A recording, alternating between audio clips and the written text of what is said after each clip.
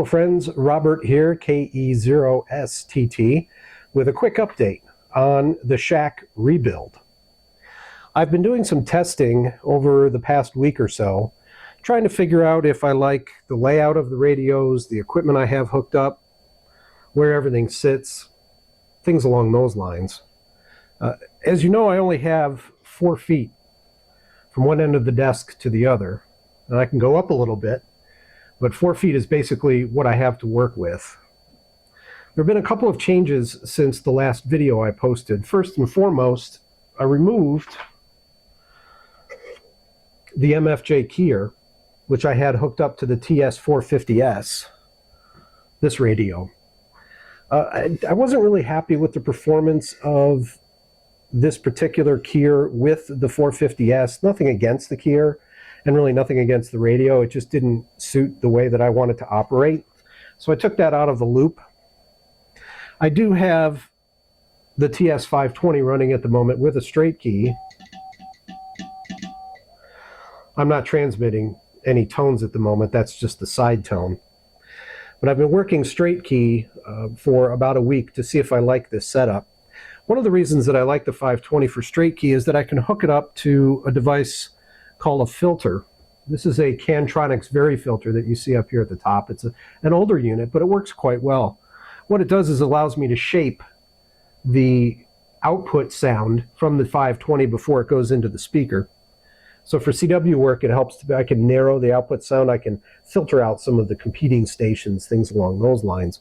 I like having the big Kenwood speaker here. Normally when I work CW, I try to operate with headphones, but of course I use headphones as well. It just kind of depends on the situation. The 7100 is still in the same, the head for the 7100 is still in the same spot over here. However, I do have my Bencher key paddle hooked up to the 7100. My initial plan was to use the 7100 strictly for digital modes, but the CW interface on the ICOM radios is really quite good. And the built-in keyer is quite nice. It has a few other features that just make it a nice radio to work for my limited experience with CW.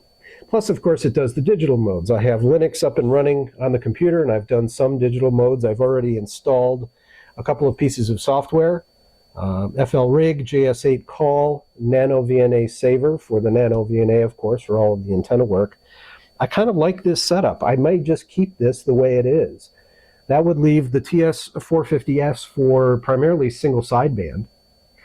I can't do 6 meters on this, but it will go 10 through 160. And the TS520 for straight key CW work. And then, of course, the amplifier made by Ten-Tec. This amplifier will be hooked pretty much permanently to the 450S. I don't really need an amplifier much on CW.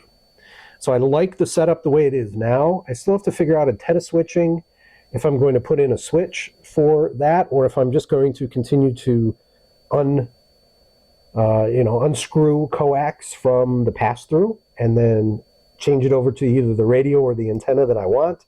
A few little things like that left over, but so far it's working out really well. Thanks very much for watching. Please like and subscribe. It doesn't cost you anything, and it really does help out the channel. Robert, KE0STT. We'll catch you on the next one. Bye-bye.